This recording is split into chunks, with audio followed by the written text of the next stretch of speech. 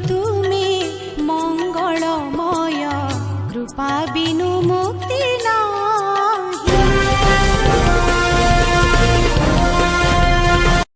सेदिन गुरु द्रोणाचार्य द्रुपद राजा निकटर अपमान पाई अपमानर प्रतिशोध नेबा उद्देश्य बुलुथिला बेले भीष्मक अनुरोधरे कौरव और पांडव मानकर अस्त्र गुरु रूपे नियुक्त हेले।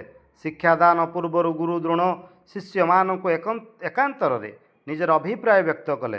गुरुदेवंकर अभिप्राय शुणी मध्य कौरव और अन्यान्य शिष्य माने किछि उत्तर न देई मौन रहिले। किंतु एकमात्र अर्जुन प्रतिज्ञा कले, मु आपणक अपमानर प्रतिशोध नेबी।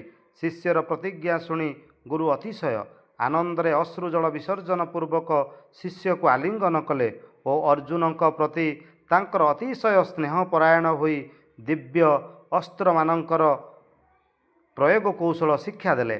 आचार्य द्रोण अर्जुन निष्ठा गुरु भक्ति अस्त्र शिक्षा देखि कहिले, मोर अन्य कौनसी शिष्य तुम भली उपयुक्त होई पारिबे नाही। अस्त्र शिक्षारे सुनिपुण होई अर्जुन समस्तंकर अति प्रिय हेले। कौरव और पांडव मानकर अस्त्र शिक्षा आरंभ हेबा परे बहु राजपुत्र द्रोणाचार्य सम्मुख को निकट को अस्त्र शिक्षा करने को आसिले।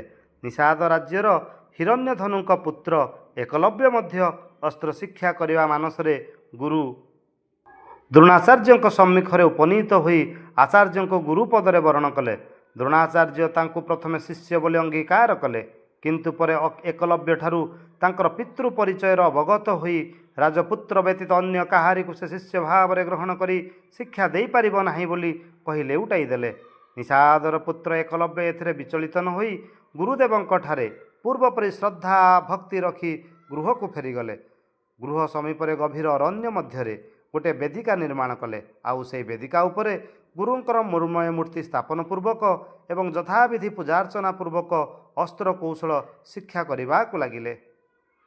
एहीपरि भावरे किछि दिन अतिबाहित होईगला। दिने द्रोणाचार्य कुरु और पांडव बालक मानकु सांगरे धरी युद्ध शिक्षा विषयक प्राथमिक उद्दीपनामूलक वन्यजंतु शिकार निमंते बहिर्गत हेले। मृगया उद्देश्य वनरे प्रवेश करी शिक्षार्थी माने असंख्य वन्यजंतु शिकार कले। सहसा अर्जुन देखिले गोटे कुकुरर मुख बदान्य शक्ति रहित होई जाइछि, अथच ताहार मुखरे कौनसी क्षतचिह्न परिलक्षित हेउनाही। यही अपूर्व अस्त्र प्रयोग कौशल दर्शन करी अस्त्र शिक्षा निरत बालकगण अपलक दृष्टि कुकुर को निरीक्षण करने को लगिले। गुरु द्रोणाचार्य सेठारे उपस्थित हेलाक्षणी अर्जुन आचार्यंकर पदजुगल प्रति दृष्टि रखी नतमस्तकरे कहिले, देव यही अपूर्व अस्त्र प्रयोगर कौशल मते आपण शिक्षा देई नाहांती। यापर आचार्य सांगरे धरी शिष्य माने अस्त्र प्रयोगकारी अनुसंधान रे बहिर्गत हेले। किछि दूर जिबा परे देखिले जे गोटे युवक वेदका उपरे आचार्य द्रोणंकर मृण्मय मूर्ति स्थापन पूर्वक पुष्प चंदन चर्चित करिअछि। से मूर्ति सम्मुखरे से निज दंडायमान होई प्रश्न कले, विद्या साधनरत युवक तुम आत्म परिचय प्रदान कर। आचार्य द्रोणंक वाक्यरे एकलव्यंकर ध्यान भंग हैला। से देखिले जे तांकर अभीष्ट देवता तांक सम्मुखरे दंडायमान। एकलव्य आचार्य द्रोणंक सम्मुखरे देखि गुरुंक पदरे मतनस्तक कले। अश्रु जलरे गुरुदेवंकर चरण जुगल अभिषक्त हेबाकु लागिला। यथाविधि पूजार्चना करी से गुरुदेवंकु संतुष्ट कले। एकलव्यंक हृदय कृतज्ञतारे परिपूर्ण होईगला। बाक् स्फूर्ति रहिला नाही।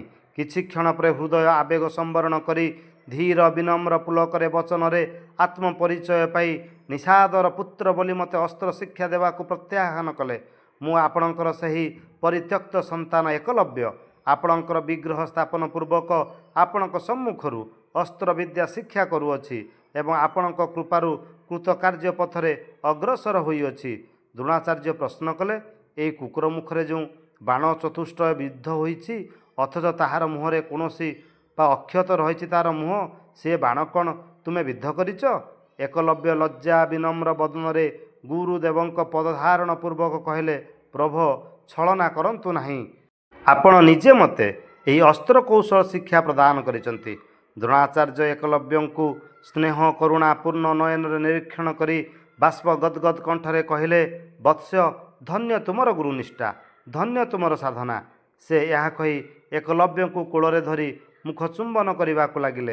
एकलव्यंकर असाधारण गुरुभक्ति ଦ୍ରୋଣଙ୍କର ବଜ୍ର ଦୃଢ଼ କୋଠର ହୃଦୟ ବିଗଳିତ ହୋଇଗଲା।